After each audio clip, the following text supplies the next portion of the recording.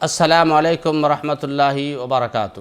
بسم اللہ والصلاۃ والسلام علی رسول اللہ۔ محترم ناظرین، صحیح مسلم کی ایک حدیث ہے۔ اس حدیث کے راوی حضرت ابو ہریرہ رضی اللہ عنہ ہیں۔ وہ بیان کرتے ہیں کہ اللہ کے نبی صلی اللہ علیہ وسلم نے بیان فرمایا، الا ادلکم علی ما یمحو اللہ بہ الخطایا ویرفع بہ الدرجات، کہ اے لوگو، کیا میں تمہیں ایسے اعمال کے بارے میں نہ بتا دوں جس کے ذریعے اللہ رب العالمین تمہارے گناہوں کو معاف فرمائے گا اور جنت کے اندر تمہارے درجات کو بلند فرمائے گا؟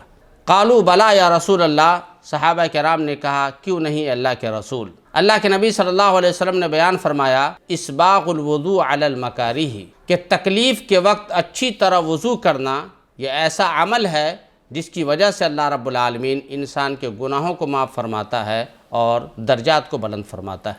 کہا نمبر 2، وَكَثْرَةُ الْخُطَىٰ إِلَى الْمَسَاجِدِ، مسجدوں کی طرف زیادہ چل کر کے جانا۔ کہا نمبر 3، وَانْتِظَارُ الصَّلَاةِ بَعْدَ الصَّلَاةِ، ایک نماز کے بعد دوسرے نماز کا انتظار کرنا۔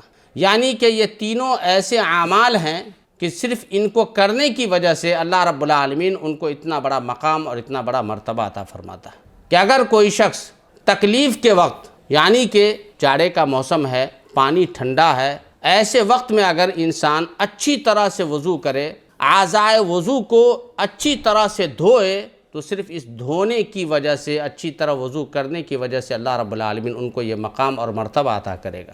اسی طرح سے وَكَثْرَةُ الْخُطَىٰ إِلَى الْمَسَاجِدِ، مسجدوں کی طرف زیادہ چل کر کے جانا اور کوشش کرنا کہ مسجد کی طرف ہم چل کر کے جائیں، جن کا گھر مسجد سے جتنا دور ہوگا اور جتنا پیدل چل کر کے وہ آئیں گے، اللہ کے نبی صلی اللہ علیہ وسلم کی اس حدیث کے مطابق ان کا اتنا بڑا مقام ہوگا۔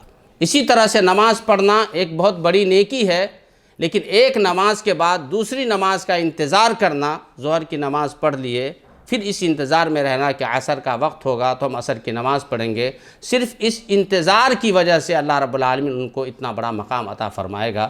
اللہ رب العالمین سے دعا ہے، اللہ رب العالمین ہم تمام لوگوں کو اسی طرح نیک اعمال زیادہ سے زیادہ کرنے کی توفیق عطا فرما۔